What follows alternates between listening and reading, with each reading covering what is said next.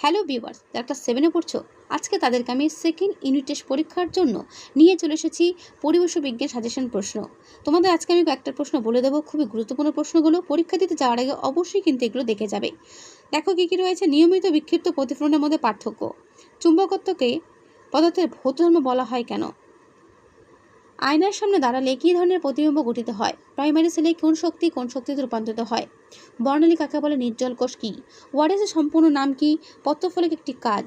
ঠিক আছে, গাছের গুঁড়ি থেকে পরিবেশ দূষিত হয় কিনা কীভাবে বুঝবে? জেকবসন্স অর্গ্যান কোন প্রাণীর বিশেষ অঙ্গ কেন?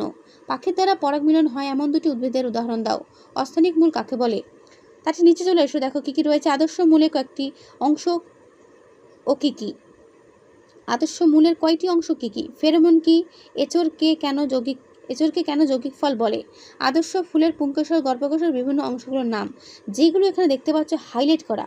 মিতব্যয়ী অঙ্কুরোদ্গম মিতবর্তী অঙ্কুরোদ্গমের পার্থক্য, স্বপরাগ যোগ ইতর পরাযোগের মধ্যে পার্থক্য, ব্যাপন অভিশ্রেণীর মধ্যে পার্থক্য, একক পত্র যৌগিক পত্রের মধ্যে পার্থক্য। আর নিচে থেকে কী রয়েছে? একটি চিহ্নিত চিত্র অঙ্কন করে আমের গঠনের বিভিন্ন অংশ এবং আদর্শ পাতার চিত্র অঙ্কন করে বিভিন্ন অংশকে চিহ্নিত করো। তো এখানে যে সমস্ত প্রশ্নগুলো হাইলাইট করে দেখতে পাচ্ছ, প্রত্যেকটা প্রশ্ন পরীক্ষাতে আসার মতো।